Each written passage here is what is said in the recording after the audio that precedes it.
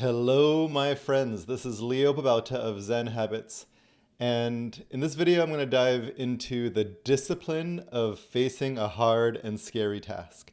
Now, I've done a two-part series on how to get more disciplined recently. So you can look back at part 1 and 2 of my discipline series. This would be part 3, but we're going to zoom in on facing a difficult and scary task, a hard task, which normally we would procrastinate on. The other way it'll go is we kind of force ourselves to do really hard tasks over and over again, churning stuff out. And that's not very fun. So if you're one of those type A type of people who are always taking on the hard tasks, then this video is also for you, but not so much in the avoidance area, but in how to not be doing it just forcing yourself to do something. So I'm going to talk about both ends of that because we tend to go towards one or the other. Some of us might swing back and forth. But when one end we're avoiding, this would be where we I'm procrastinating all the time. Most people are pretty familiar with that in some area of their lives. Maybe you're not avoiding over here, but you're avoiding over there. And so you might look where am I avoiding right now? And so that's one area. And then the other side is we might just be okay, I just need to force myself to do a task, make it I'm just going to make myself disciplined. And that's a coercion-based thing.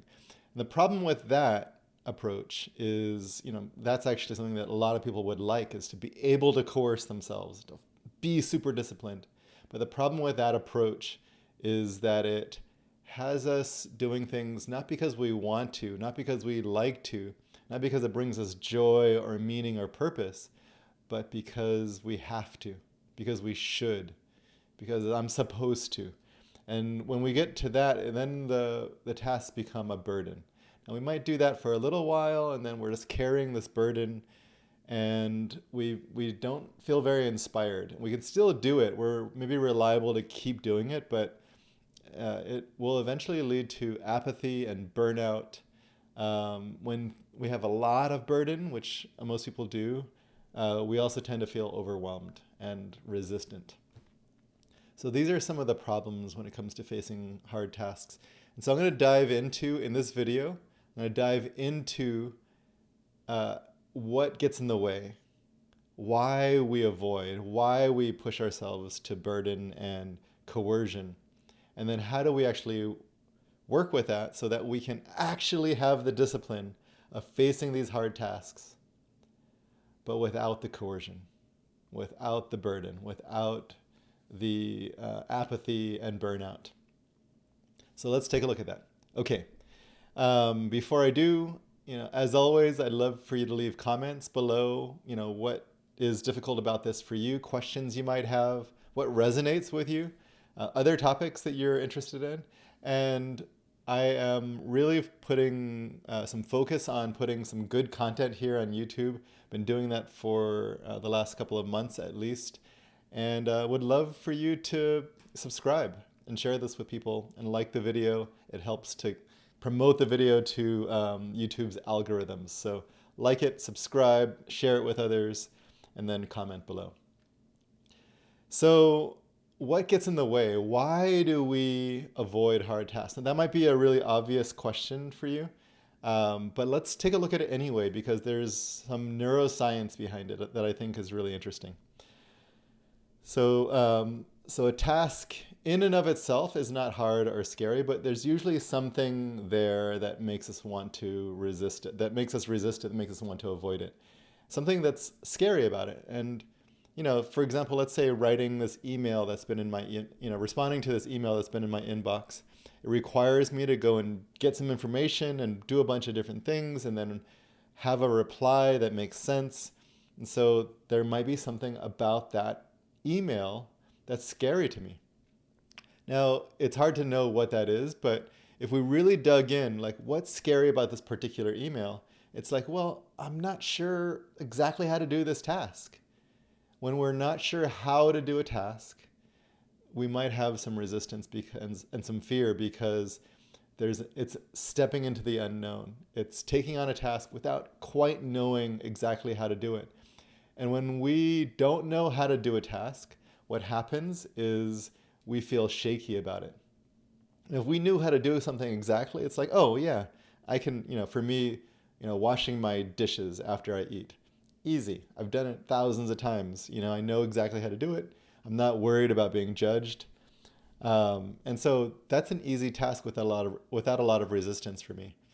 Um, Cooking is another one for me. Like I've done it so many times. I'm cooking, a meal for myself that I've cooked many times before. It's easy. But for someone else who's never cooked before, it's a shaky task. They don't know how to actually cook this meal. There's a lot of different things involved. And so there's a lot of unknown. We don't know how to do something. We don't know exactly whether it's going to turn out the way that we should be doing it. And so we have some doubts, we have some uncertainty, we have some fear. And the fear isn't so much about the task itself, it's about us. We're afraid that we're going to fail, that we're going to stumble, that we're going to look awkward, stupid, somehow be judged, maybe by others, maybe by ourselves. Maybe we just don't like to not know how to do something very well. And that's usually what's getting in the way. If I said you had to not only write this thing, but put it out into the world, post it for the world to read, there might be some shakiness for you. Now, if you've done that before thousands of times, then maybe that's not a shaky thing. But for a lot of people, writing something and posting it publicly would be shaky. Now, if you're used to that and that's not a big deal, great, there's a next level for you. Maybe asking people to pay money for that writing would be the next level for you. Maybe, like bragging about it, not necessarily bragging, but it can feel like bragging to market ourselves, to share this and say, hey, this is why this is amazing. So there's some level of shakiness for you in these examples. Maybe it's something else. Maybe it's like going out and playing a sport. Maybe it's, getting into the gym. Maybe it's being in a relationship or being vulnerable in a relationship, or who knows, dealing with your taxes, dealing with technology. These are some common areas where people don't know exactly how to do something and it has some shakiness. So what's so wrong about unknown and shakiness? Actually, nothing. Some of the greatest things that we've ever done involve us doing something we don't know how to do exactly, being shaky about it, and actually like having fun or learning or exploring, being curious, trying different things out, experimenting. This is the realm of adventure. This is the realm of learning and curiosity. So the unknown actually has no problems with it. We add on problems to the unknown, to not knowing how to do things, based on conditioning. This is where I said neuroscience starts to come in. So let's imagine you're, 6 years old, 8 years old, and you're like, oh, I'm gonna try this thing out, and I'm gonna, I'm gonna have so much fun with it, right? And so you try to do something, and then someone tells you, oh, no, that was wrong. You did that, that's messy, or that was, you didn't color inside the lines, or that doesn't look like a person. What are you doing drawing something like that? Or whatever it was that you did that was criticized in some way. Now, maybe the person wasn't intending to criticize it. Maybe they're giving you some feedback to try and help you. But all of a sudden, it brings into the question, did I do something that was bad?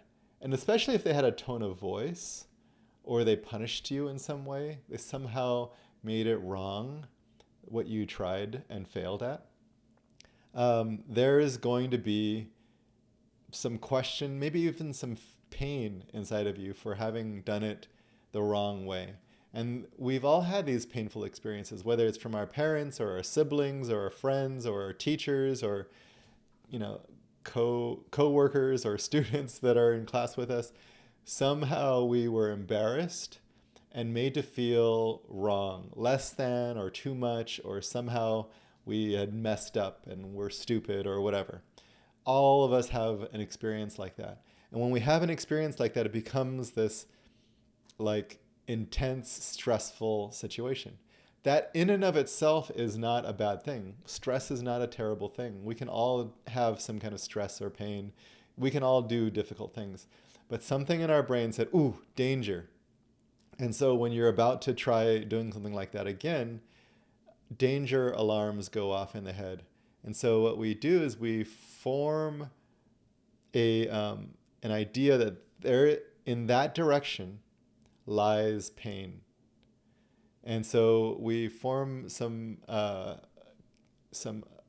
connections with that. And it might not be exactly the same exact scenario, but some different things about the scenario will raise alarm bells for us. For example, if I had to go in front of class and talk and someone laughed at me, and then later I have to go and give a presentation at work, well, that's a different scenario, but I'm standing in front of people. And there's something about that that raises the same alarm bells as when I had the painful situation at class.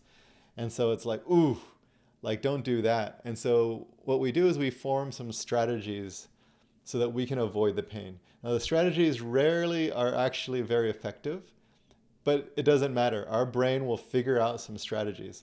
So one strategy that works really well to avoid that pain is avoidance.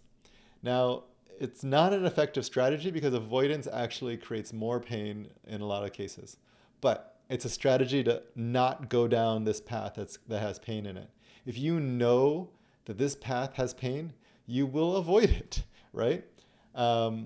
Another strategy is I am going to barrel through and close my heart and not listen to anybody and like screw the world. So that's another strategy. It's not as common as avoidance, but it is a strategy. And we might have others, shutting down your brain and just being like, I can't deal with this is another strategy. That can, an extreme version of that is dissociation. And so we're just like shut down, confusion, blankness, like that kind of thing can often be a strategy. And there's others, right? Like getting mad and blaming people and pointing fingers and yelling and all of that kind of stuff is another strategy. Again, these aren't necessarily effective strategies, but when there is pain down that path, we will find a way to not have to deal with that. Okay, so that's what happens. That's how we've been conditioned. Now we reinforce that over and over again over the years. So what do we do about that? How do we actually tackle this difficult, scary task? Well, one thing that people will do is just make themselves do it, coerce themselves. When you know that this fence is an electric fence is going to shock you, but you're like, I need to climb it in order to like get away from that scary thing. So you just like, that scary thing is I failed at my job, for example, or failed at life, or I've let other people down. So if that's scarier than touching an electric fence, I'm just going to grit my teeth and bear it. I'm just going to like make myself do this electric fence. Now it's not going to be especially fun, as you can imagine, but I'm going to make myself climb that fence because behind me is something much worse. And so that's what we tend to do is we coerce ourselves to do something that we don't like, that's scary, that is not something that we want to actually do or resisting. We just make ourselves do it. Now, I would say that's a smaller percentage of people than the people who would rather face that beast back there, which is like, I've let people down. Yeah, okay, great. I've let people down, but I didn't have to do that thing. And so they will just avoid. Avoiding that fence is more important than like the disappointment that's on that side.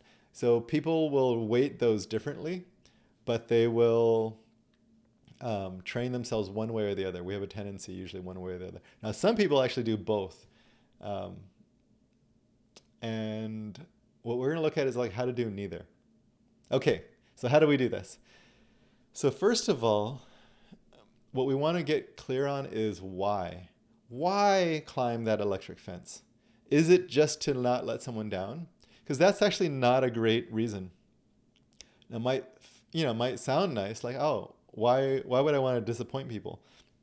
But if we're living our lives just to not disappoint people out of the fear of disappointing others or disappointing ourselves, then we're just living out of fear. And we can only sustain that for so long before it just becomes this thing that's going to burn us out. We just can't. If you've ever like forced yourself to do this really hard challenge for like a month, You might actually make it through that, but you're not going to do that for life, right?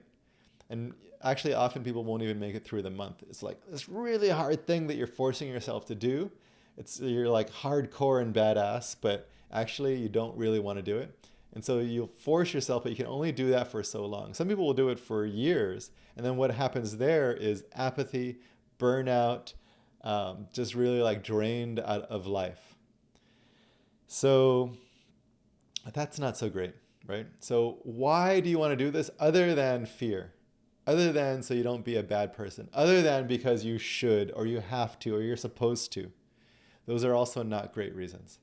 So should, all the like versions of should. Like I want to do it because I want to be a good person. Okay, great. That's a should. Um, and then fear is the other one. What are some fear-based reasons? Like I don't want to fail. I don't want to look stupid. I don't want to look like I don't want to be lazy. I don't want to, all of these things. So what do you want that's actually meaningful to you? And what we want to find is something that isn't something I don't want, which is I don't want to be stressed. I don't want to be running from this fear anymore. We want to is actually something that our heart would really like sing about, right? Something that's really meaningful. So for example, if I were to read, children's books to kids at the library, well, I have to face something scary, right? Volunteering for that and getting in front of people and reading it. But when I see their faces light up, that's amazing, right? That's a reason I want actually to light up these kids' hearts. And maybe they're going to become lifelong readers. That's freaking meaningful to me, right?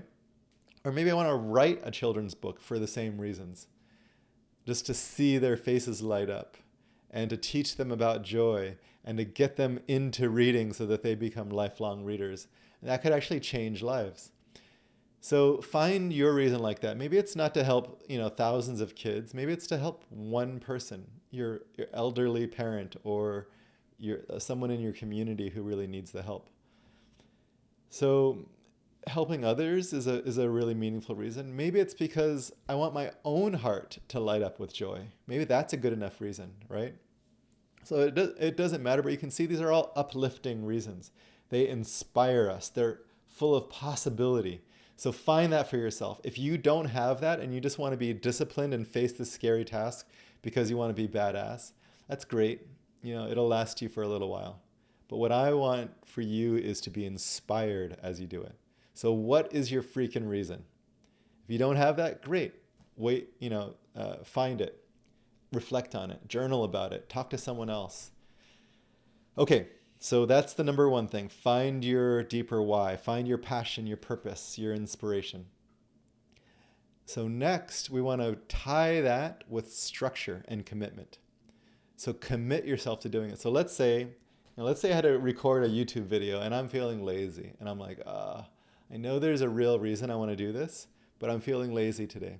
Well, maybe I go and take a nap and then I go do it. So take care of yourself. But also maybe I commit myself and I tell someone else, I am going to do this by the end of the day. So that's a commitment. And then I set up a structure. Here's the time when I'm going to do it. And I create a focus session and I go and do it. And I tell others in my house, for example, or my workplace, I'm going to be working from 3 to 4 o'clock shooting these videos. And so that's what we're looking for, is some kind of structure and commitment. It's going to hold you into your inspiration. Now, when you start at 3 o'clock, remind yourself of the why, of the deeper reason, the purpose, the inspiration. Otherwise, you're just going to be like making yourself do this thing you don't want to do. So I want you to remind yourself of the why and feel freaking excited to do it. Another one is to remove the wrongness. Now remember, we trained ourselves to not do these things because of some fear of looking stupid, of being wrong in some way. So what if you can just do this and it was just for fun? What if you could be messy and, finger paint? What if you could read to kids, but like make all kinds of silly voices and stumble and make jokes about, messing up with the words, right? So what if, this didn't have to be done right? And so, yes, there are some things that do need to be done right. Maybe you're going to do a presentation in front of the board of your company, and like you want to do that pretty well, right? But before that, maybe you make the presentation with the idea that it can be a draft, and you're going to share it with a friend or a teammate, and ask them for some feedback, and like let it be messy. So in this phase, we want to let ourselves be messy. Now, maybe we revise and we revise and revise if it needs to be done right, or maybe not. When I write for public, I'll actually just write the first draft and send it out and put it into the public. And then maybe I'll go back and revise it if I want to. But for the most part, I'm just letting myself be messy in public. So it depends on the situation. But in a lot of cases, if we just remove any need to do it right and we just let ourselves play and be messy, then it removes a lot of the stress and pressure. That's really what we want, is we want to be doing this with a sense of not so much stress and pressure, but more play and exploration. Okay, next idea is have some kind of reward. Now, there's different approaches here, but for example, before coming to record this video, I was feeling a bit lazy, so I took a nap, and I told my daughter, I woke up, I was still a bit tired, and I'm like, hey, there's this video I really want to record, but I'm feeling lazy. And so I told her that I was going to go do it, and my reward was I was going to go get to play basketball later. So if I shoot this video, I get to go play basketball. So that's a reward for me. And I'm like, oh yeah, I would actually really like that. And I've told it to someone else. So now I'm much more likely to actually shoot it, which I'm doing now. I'm going to go play basketball. Not right after this, it's a little bit too hot, but later as it cools down. Okay, so reward, and we want a helpful reward. So there can be rewards that, like playing basketball, that's like fun, and like, some people will use food as a reward, and I think food as a reward is great if that's not a destructive thing. So if food becomes this reward where it needs to be like, where it needs to be comforting, and like you use it then to reward yourself for everything, it just becomes like, it could become an unhealthy cycle. And so if food is not a like triggering kind of unhealthy thing for you, then go ahead and give yourself a cupcake or whatever. Great. But for a lot of other people, maybe not food. For some people who are in a financially difficult situation, like you're trying to get out of debt, then rewarding yourself with things that cost money is also another like a little bit of a trap. And so reward yourself with something that's fun, that doesn't cost a lot of money. So I've, at some points in my life, I would get a massage after doing something really hard. Not every day, of course, but like, once or twice a month, I would get a massage, and that was really nice. But in other parts of my life, I couldn't afford that. I was trying to get out of debt, and massage was not a cool thing. So I would be like, hey, to my wife, we would like, let's go for a bike ride and pack a little picnic. And that would be a reward. So that was less expensive, but still fun and really nice. So rewards are nice. And then what I can also add is, can you make the activity itself rewarding? Like doing it is a treat. And exercise is a good example of this, where we can like force ourselves to exercise and give ourselves a cupcake afterward. But what if the exercise itself could be fun? Basketball is that for me. I get to go out and play basketball. Like, I'm not great at it, but I like doing it. It's fun. And I just, I enjoy the activity. Running is another one like that, where at first I had to like force myself to run. But as I started to do it, I started to realize I really like moving my body. I like being outdoors and feeling sunlight on my body and feeling like I'm moving through nature. And I would listen to like audiobooks or podcasts sometimes, and that was really nice, or go running with a friend, and that was rewarding. So how can we make the activity itself rewarding? Okay, the next thing I'm going to share is a very common sense one, but it's, I think, underappreciated, which is to do it in small chunks. So if you have this thing that's scary, okay, great. Can you do the first 10 minutes of it and give yourself a break and a reward after that, so that we shrink down the scariness of it and we let ourselves just do a piece. And that's easy. So I remember when I was, trying to sew my, there's a Zen sewing project that I was doing for my Zen study. And I was really intimidated by it. And so I said, all I have to do is like do the first stitch. And that helped me to like get into it. Once I did the first stitch, maybe I could do another stitch, another, but I just told myself I just had to do the first stitch. When I was writing a book, I'm like, I just need to go in and like when if I was feeling some resistance, I just need to go in and write for like 2 paragraphs. Now after that, I might want to continue, but I didn't have to. When I was starting to run, remember I said I could. It was really hard at first, so I said all I have to do is lace up my shoes and get out the door. So the easy first step is really what we want to be committing ourselves to. We don't have to do all of it. A famous, proverb is, "How do you, what was it? Eat an elephant one bite at a time." So that's what we want to look at. Is like we're not going to eat the entire elephant all at once.